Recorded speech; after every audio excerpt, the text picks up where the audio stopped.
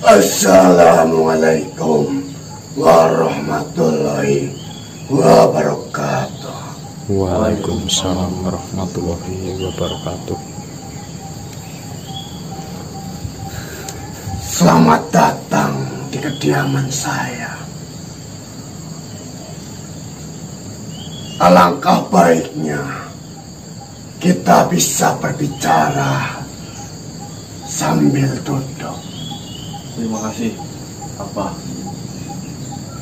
Silakan. Terima kasih.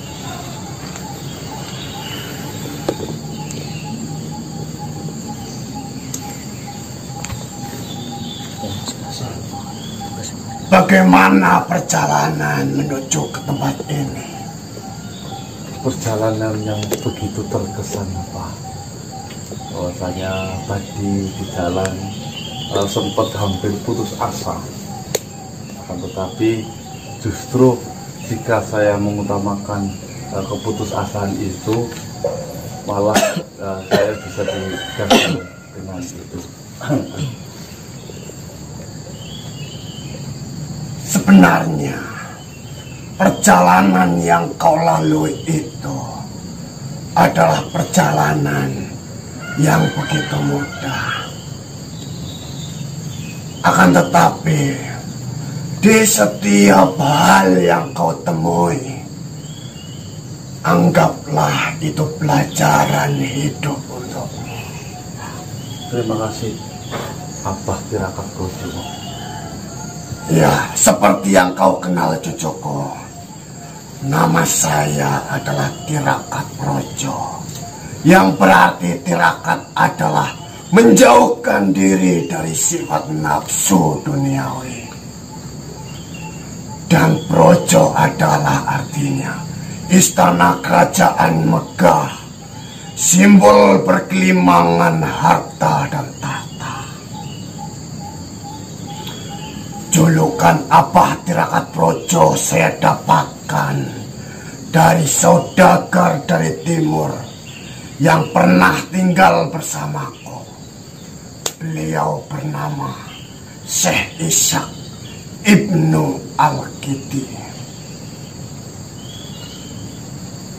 Beliau adalah pendakwah yang hebat, yang membawa ajaran kehidupan di Nusantara ini.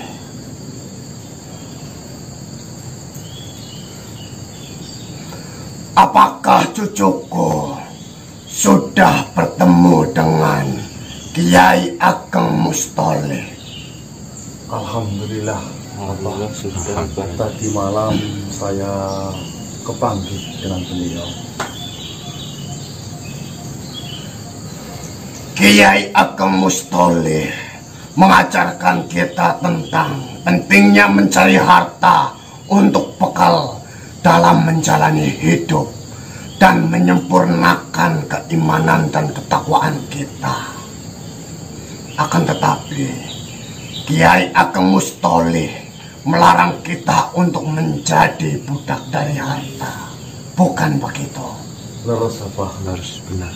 Tadi malam beliau mengucapkan sama persis seperti itu. Setelah cucuku mendapatkan pelajaran itu, yang apa harapkan, kejarlah duniamu untuk menyempurnakan amal dan ibadahmu. Dan setelah cucuku mendapatkan itu semua, jangan sampai cucuku ini tersesat dan tenggelam dari sifat jeratan duniawi. Begitu. Amin, insya Allah.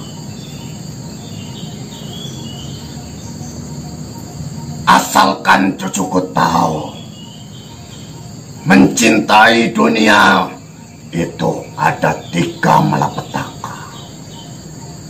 Yang pertama yaitu kekalutan pikiran. Mengapa kekalutan pikiran? Apakah cucuku mengetahuinya? Kekalutan, bingung, resah, gelisah Ya, dalam pikirannya. Ketika kita sudah terlanjur mencintai dunia, kekalutan pikiran yang terus-menerus timbul menyertai benak dalam diri kita. Contohnya, ada seorang yang mendapatkan harta banyak, pikirannya akan selalu saja pusing dan bimbang karena selalu mencari cara bagaimana agar mereka dapat mempertahankan dan melipat gandakan harta itu agar tidak pernah berkurang di bulan berikutnya.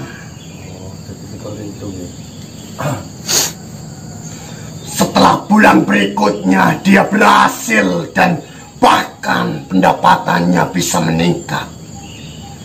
Apakah manusia itu akan tenang?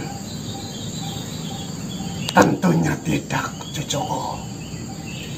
Dia akan selalu terkalut pikirannya dan mencari cara bagaimana agar dia mendapatkan harta itu lebih banyak lagi di bulan berikutnya. Dia tidak sadar bahwasannya manusia tidak diciptakan tenang menggunakan harta. Manusia akan selalu saja merasa cemas meskipun harta sudah berhasil dia kumpulkan sebanyak mungkin. Dan yang kedua, yaitu tenaga yang payah. Kecapean dalam fisik yang terus-menerus tiada hentinya, pikiran yang terkuras, dan tenaga yang bekerja terus-menerus sampai dia lupa akan kesehatan tubuhnya. Kebanyakan orang kaya tidak pernah sempat untuk menikmati hasil kekayaannya, karena dia selalu saja dihantui ketidakrelaan akan hartanya habis. Yang ketiga, yaitu penyesalan yang tidak akan pernah terputus. Dia akan menderita lahir dan batin karena dia tidak sadar sudah menghabiskan masa hidupnya untuk mengejar duniawi saja. Dan tibalah waktunya manusia itu meninggal dunia. Harta yang belum sempat dia nikmati, pikiran yang masih terkalut dan belum bisa tenang, tenaga yang masih belum sempat untuk diistirahatkan, dia harus rela meninggalkan dengan terpaksanya karena jatah umur di dunia ini telah habis. Sementara harta yang dia cari, harta yang berhasil dia kumpulkan, akan diambil alih dan akan dinikmati oleh ahli warisnya. Sedangkan dia harus mempertanggungjawabkan di hadapan Tuhannya. Dan dia akan ditanyakan dari mana harta itu berasal dan akan kemana harta itu akan dibelanjakan. Kerugian manusia itu bukan hanya di dunia saja, melainkan di akhirat pun dia akan menderita. Dari perjalanan dan dari pelajaran itu, kita semua bisa petik hikmahnya. Betapa pentingnya melakukan sebuah keseimbangan antara mencari harta dan beribadah kepadanya. Maksud dari namaku Tirakat Projo, yaitu ketika kita sudah berhasil mendapatkan harta yang kita mau. Kita harus berani melakukan pertapaan di tengah-tengah gemerlapnya duniawi ini. Karena sebanyak apapun harta yang cucuku punya, sebesar apapun kekuatan yang cucuku miliki, jangan pernah menggunakan itu semua hanya untuk kepentingan duniawi saja. Pesan saya, menyingkirlah cucuku dari gemerlapnya dunia ini yang hanya sementara dan fana. Terima kasih, Abah. Pelajaran yang amat dalam saya dapatkan di pagi hari ini. Terima kasih banyak. Terima kasih Abah. Terima kasih Abah. Mungkin itu saja yang dapat saya ucapkan, karena di sini saya tidak bisa memberi apapun kepada cucuku ini. Saya hanya mempertegaskan bahwasannya hidup di dunia ini hanyalah sementara. Bahkan kita harus memikirkan kedepannya kita harus bagaimana. Sedangkan hidup yang kekal itu adalah di alam kelanggengan nanti.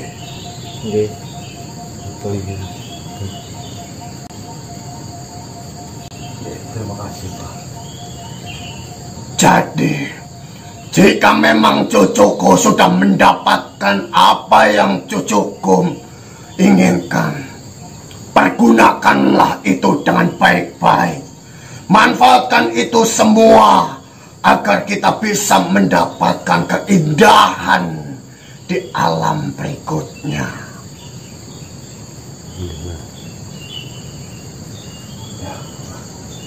Mungkin setelah cucuku menemui saya, cucuku harus melanjutkan perjalanan pergi ke kediaman petilasan Abah Kiai Derajat Ashor. Kiai Derajat Ashor. Kiai Derajat Ashor. Kiai Derajat Ashor itu berlokasi di mana, Pak? Kiai Derajat Ashor berkediaman di daerah kaki Gunung Merbabu. Kaki Gunung Merbabu. Merbabu di daerah mana? Solo Tigo. Solo Tigo. Kalau nggak salah. Kalau nggak salah dari situ, Mas. Insya Allah, Pak. Setelah dari sini akan saya menuju ke kediaman petilasan. Nanti kita cari lah. Petilasan derajat.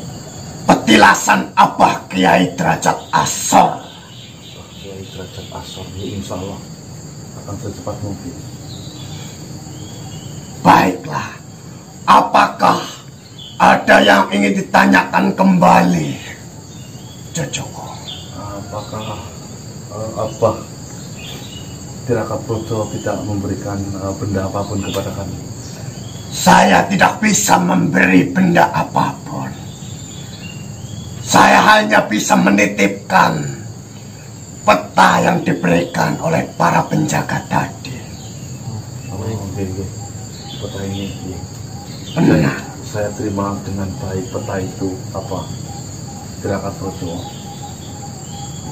Dan saya mohon izin, mungkin saya akan sejenak untuk membersihkan tempat ini, sekalian numpang duduk istirahat, apa. Baiklah, silakan lakukan apa yang ingin kau lakukan di tempat ini. Yang terpenting satu, jangan salah gunakan tempat seperti ini. Baik, paham, Pak. Baiklah, jika sudah cukup, silakan lakukan kegiatanmu.